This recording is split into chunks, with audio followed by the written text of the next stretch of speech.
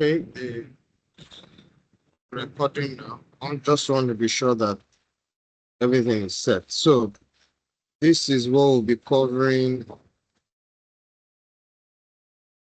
for the next 12 to 14 weeks. I'll send it to the platform.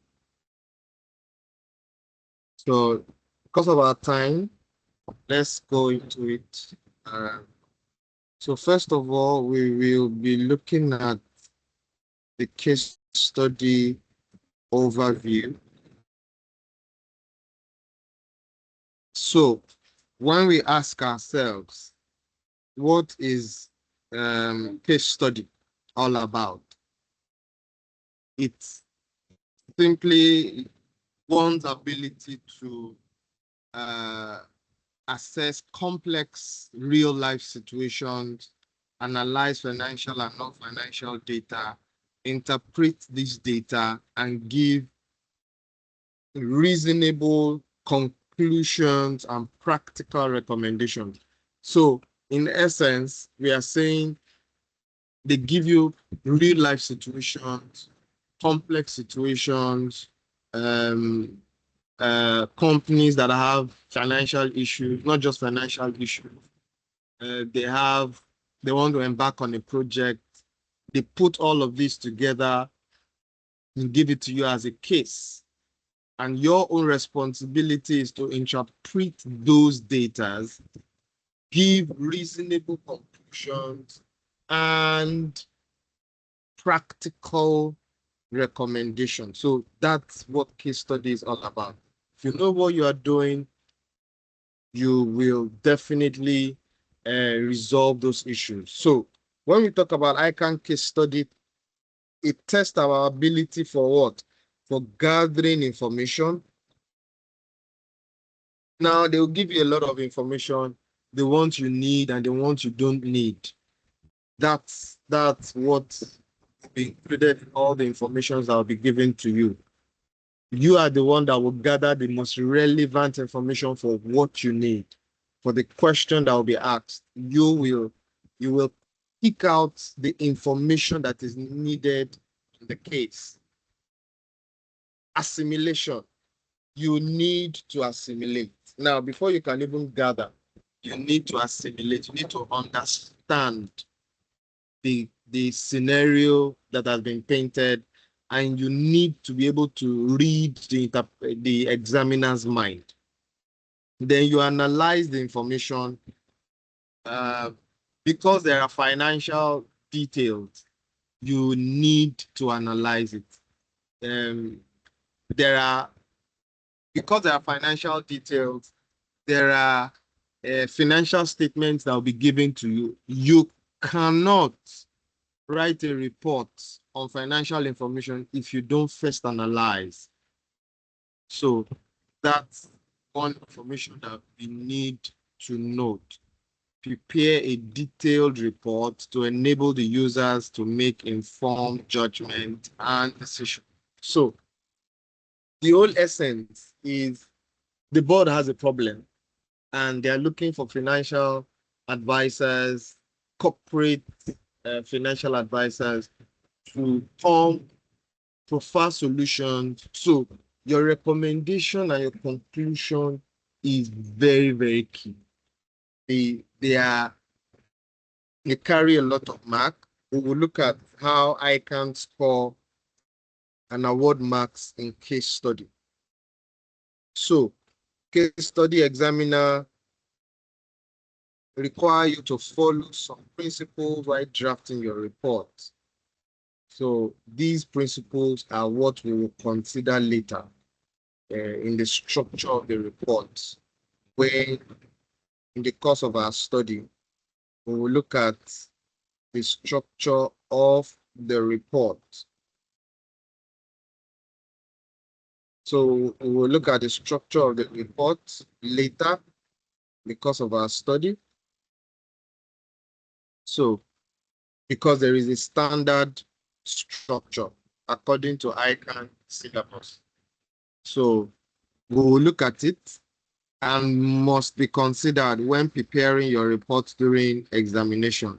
Don't just, yes, there are many ways that you can write reports. So I can't give a format to writing report, but there are ingredients that must be in your report, which we will all look at. There is a structure that they have prepared for us. So if you look at all your pathfinders, you will never see I can write reports. No other courses, you will always see them give solutions. But for case study, you will never see them give solutions. The reason is because if they give solutions in case study, they know that everybody will follow that format. So they are being careful not to give a a a pattern. There are many patterns that you can write reports in different ways.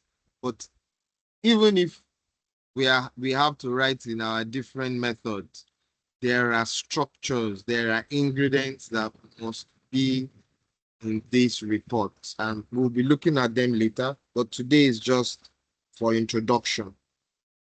What are the terminologies?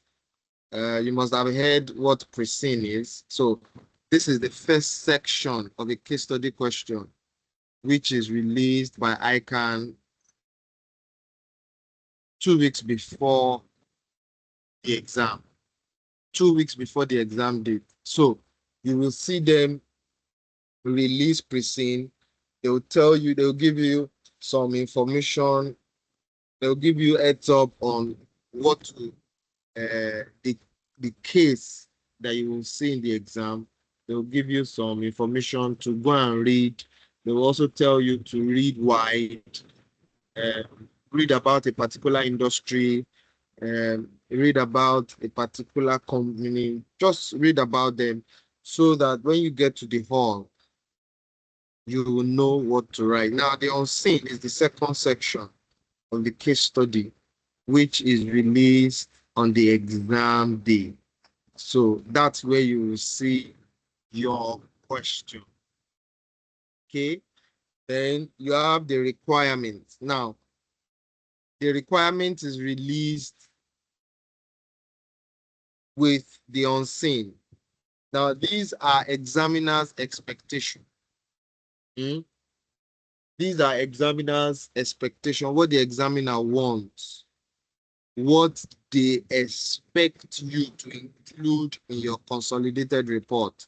Usually the case study contains two requirements and they are stated in unseen section.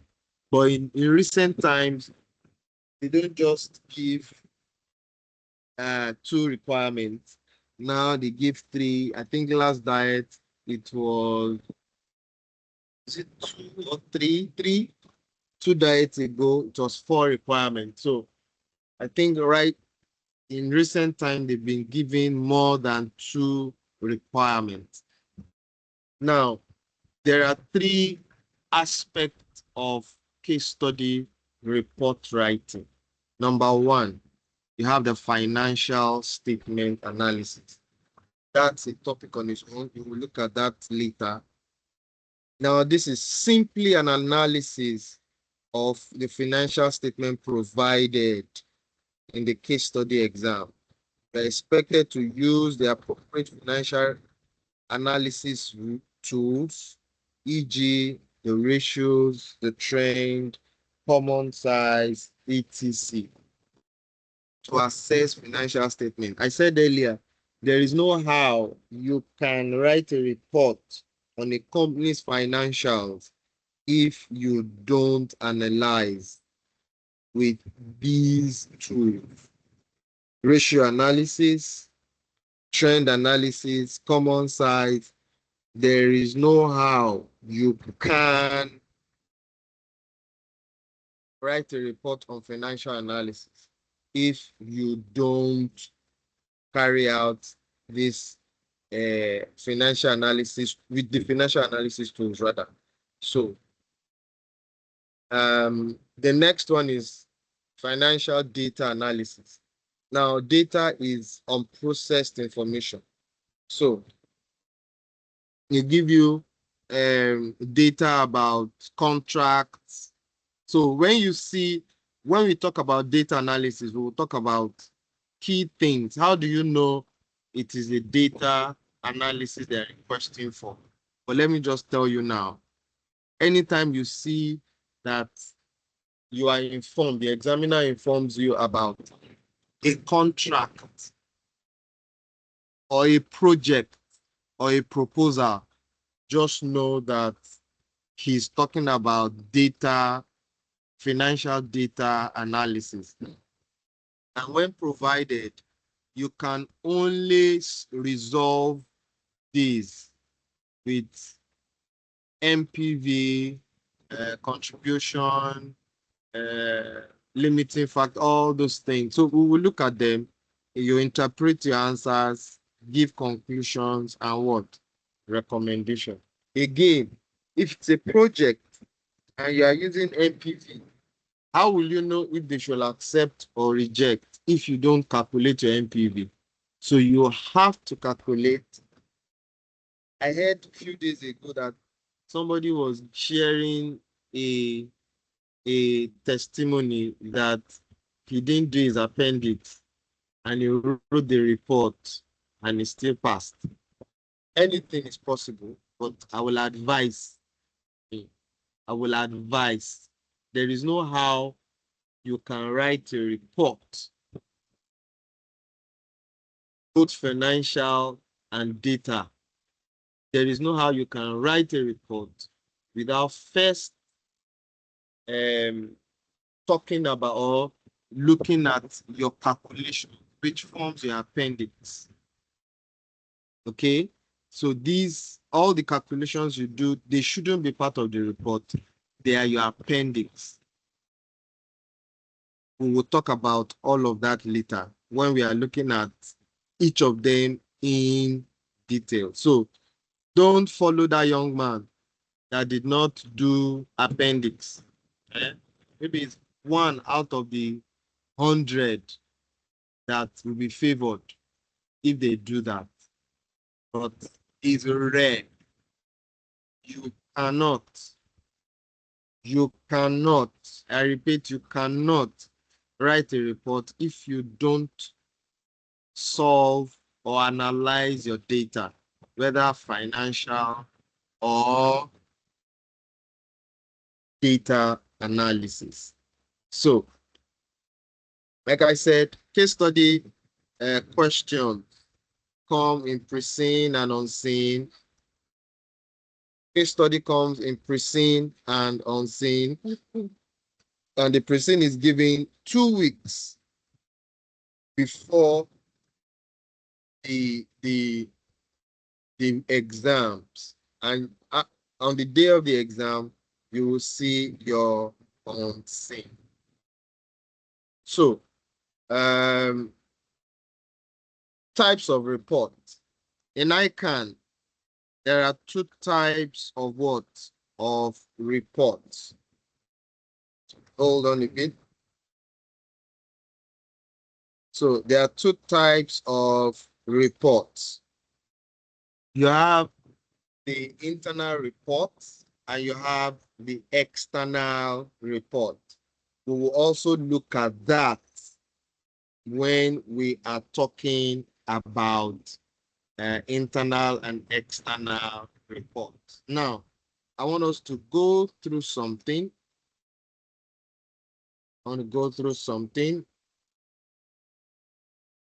Now, let's talk about writing a professional report. So we want to quickly look at something. We are writing a professional report. So I'm taking you to the pack, the ICANN pack. So ICANN pack, the new ICANN pack, chapter 10, writing a professional report. So these my handouts were carved out from ICANN pack. So ICANN pack is voluminous. So if you read my little note, you understand some of these things, most of these things. So, um, introduction to report writing in ICANN. Um, so, we'll be looking at some of these things as a whole later. But when you talk about ICANN study, case study examination, there are three types of analysis. Okay, you will find in ICANN exam. One is what? Is the financial statement analysis.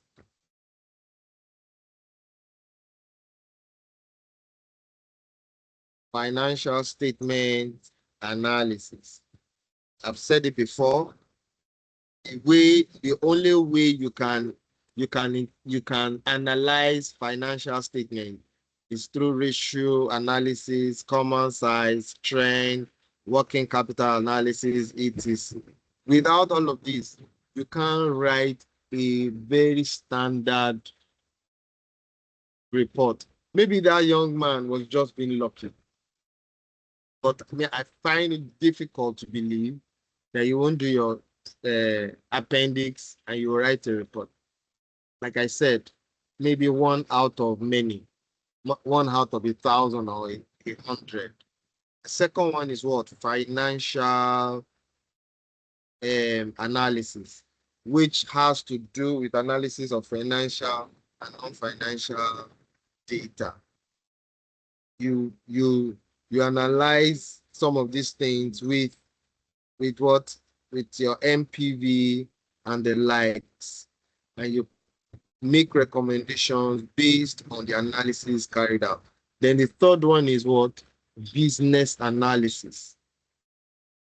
So business analysis includes environmental analysis, strategic and operational analysis using appropriate models. So you can, when we are studying business analysis, we will look at a few different models that we have for these things. So let's move on.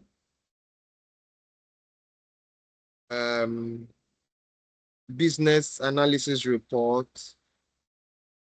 So when you look at the business analysis report, the purpose of this report is to move the company forward. So business analysis, we are talking about operational, tactical, strategic analysis, how strategic the business is, help them provide solutions. The objective must be borne in mind when carrying out what?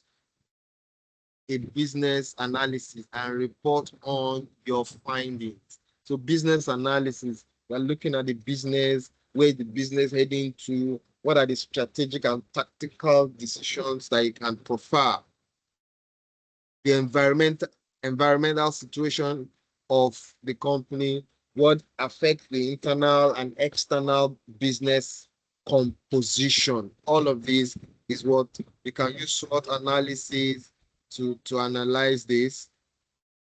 You can use critical success factor, key performance index. All of these are under business analysis. Now, when you now look at your financial analysis, which we have talked about earlier, it focuses on three specific areas. You have the profitability, position, and the future potential.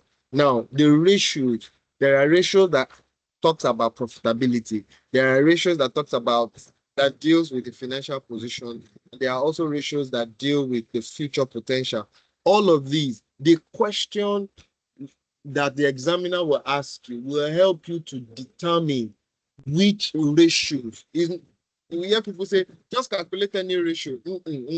No, they're not just calculating any ratio. It could be 2 ratios you calculate. It could be 3 ratios you calculate, depending on the question. There are some questions that you don't even need to calculate any ratio. All you need to do is trend analysis. There's some questions that all you need to do is trend analysis. You don't need to do trend analysis. All you need to do is calculate 5 ratios. They can even come up with the kind of ratios you should calculate. They will tell you, oh, calculate this 5 specific ratio. It has happened before in past questions. We will also look at past questions as we progress on all of these things. So, of course, when you're analyzing financial statement, your financial position is there, comprehensive income is there, shareholders statement of equity is there, and notes to financial statement. These are key financial components of a financial statement. Then you have your financial data. This has to do with various. This data analysis varies from case to case depending on the examiner's requirement and the data supplied in each case scenario. So I told you earlier, it could be from now. This data analysis could be performance management. For those of us, because everybody did PM, it could be performance management. It could be about contribution. It could be about limiting factor. It could be about budgeting. It could be about cost related. All right. So they can ask you questions on that. It could also be from strategic financial management, SFM, to determine or MPV and equity valuation and all that. So it depends on. So if you want to know case study, you mustn't forget all these things. That's why it is called multidisciplinary course. It cuts across all the courses. It cuts across all the courses. All right. So you can read about it. We'll talk about the executive summary later as a topic on its own. We will use a full period to look at executive summary because your executive summary carries 20 whole marks. All right. Now, when you look at your case study, what are the common pitfalls to avoid in executive summary? I'll just mention a few. We will look at it in detail when we are talking about our executive summary. So now, number one is repetition of content of the executive summary at the beginning of your main report. So you don't repeat things. You don't. And you don't just lift words from your report and come and dump it in the executive summary. It is called summary. You summarize what you have in your report. If you say this boy is good, don't come and report that this boy is good, you wrote in the report in your executive summary. You will not write again, this boy is good. No. It's a summary one, so it has to be summarized, and you mustn't really use the same language. So we'll talk about all of these things when we are looking at our executive summary. So let's just focus on this chapter 11, and that's where we'll call it a day for tonight. It's just an introductory class. So what's the assessment procedure? Okay. Now, how does the examiner allocate marks in the case study exam so that when you are writing your report, you don't focus on irrelevant things? All right.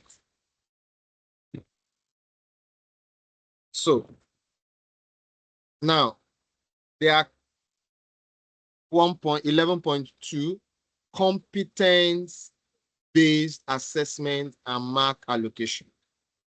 Now, it is important for candidates to understand that case study exam is assessment used.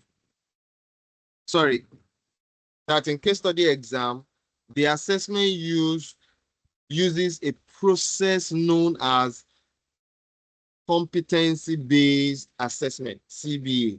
This means that it is the evidence of a candidate's professional skill, your competence that is being assessed. So in case study, what is being assessed is your what?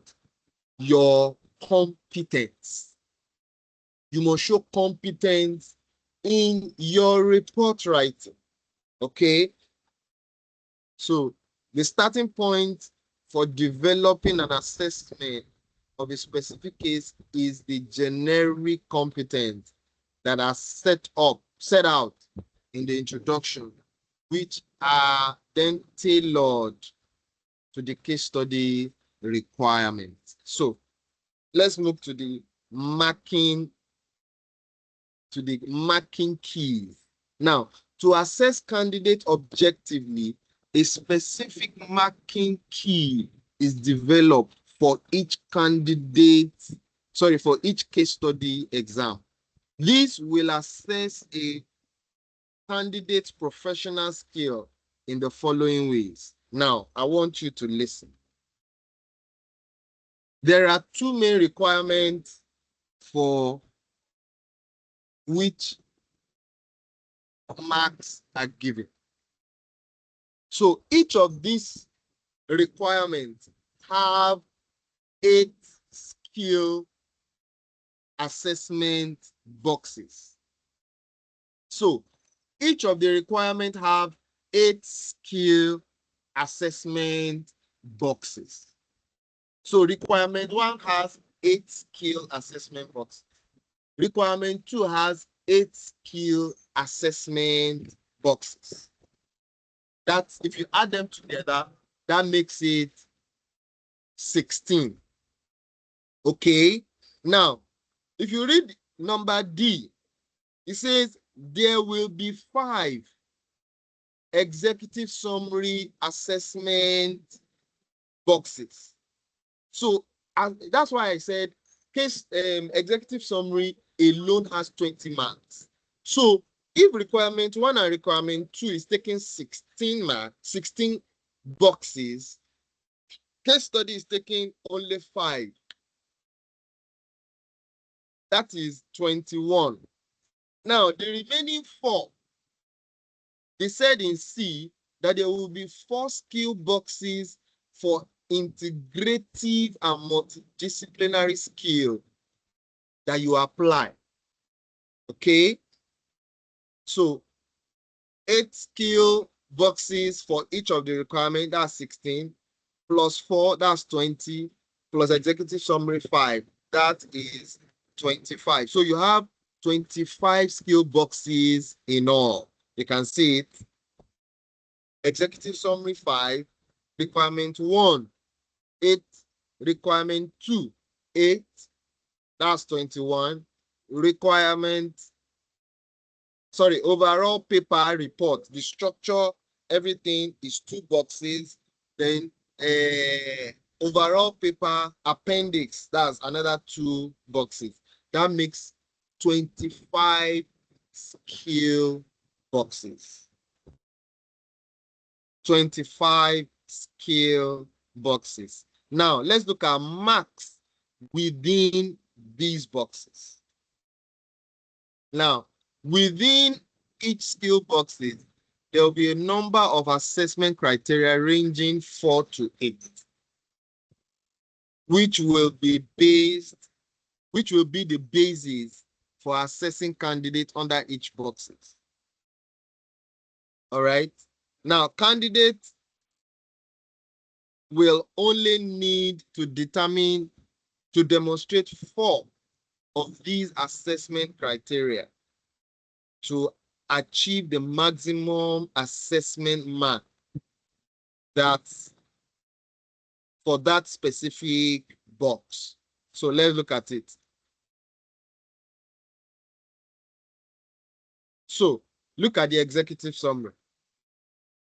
Remember, I told you that the executive summary has 5 skill boxes, and these are the 5 skill boxes. So in the executive summary, what is ICANN looking for? What is the examiner looking for?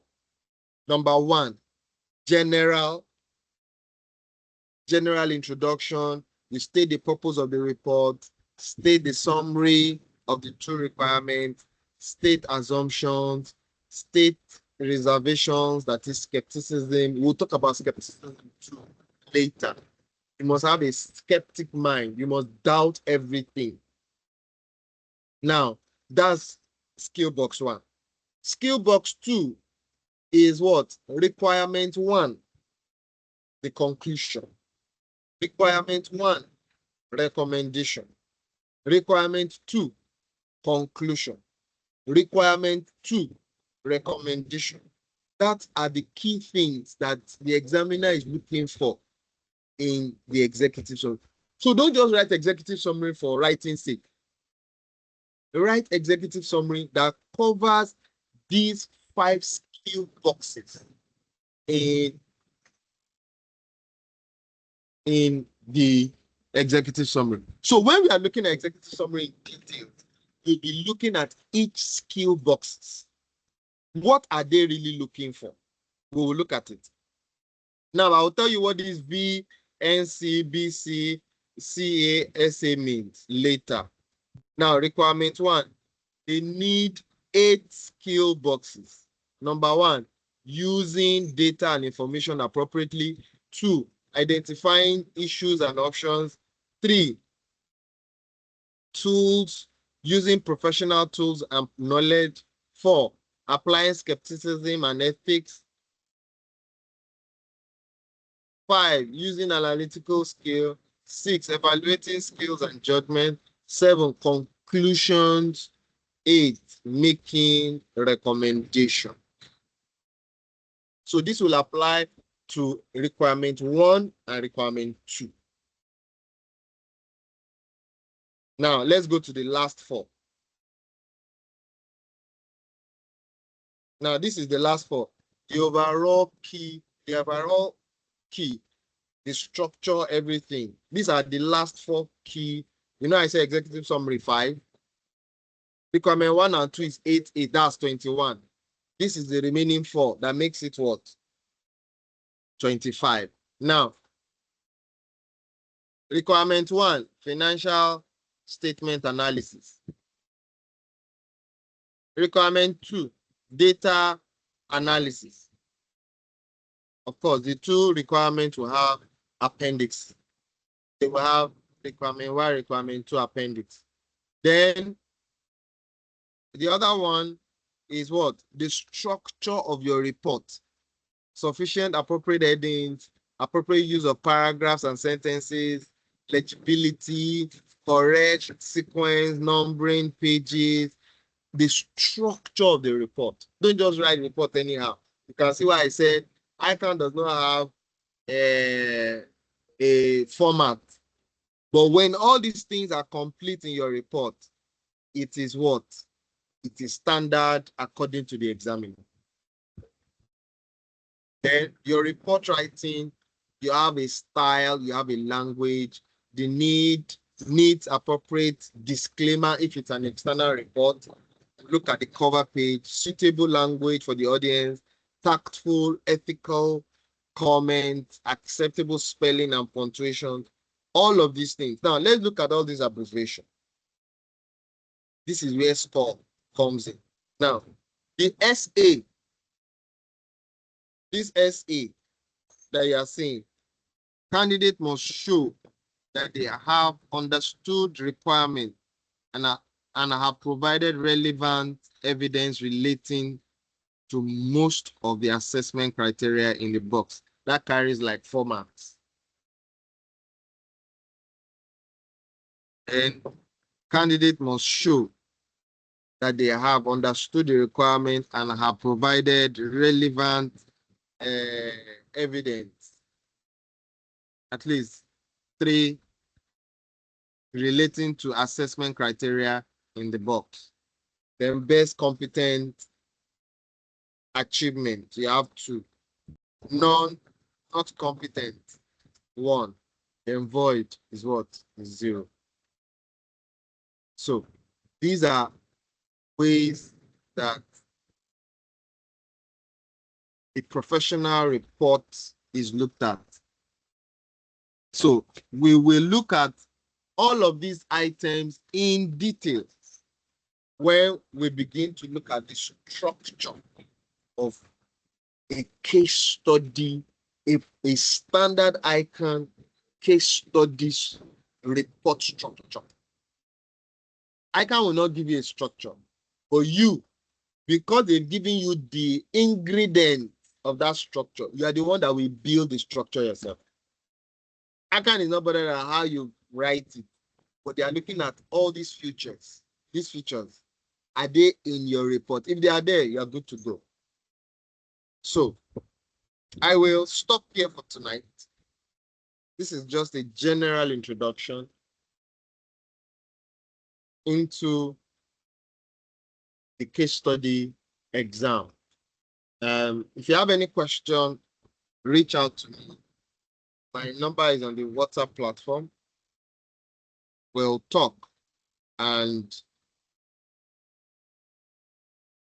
I will respond to you in due course. Thank you very much and have a good night rest. Have a wonderful week ahead of you.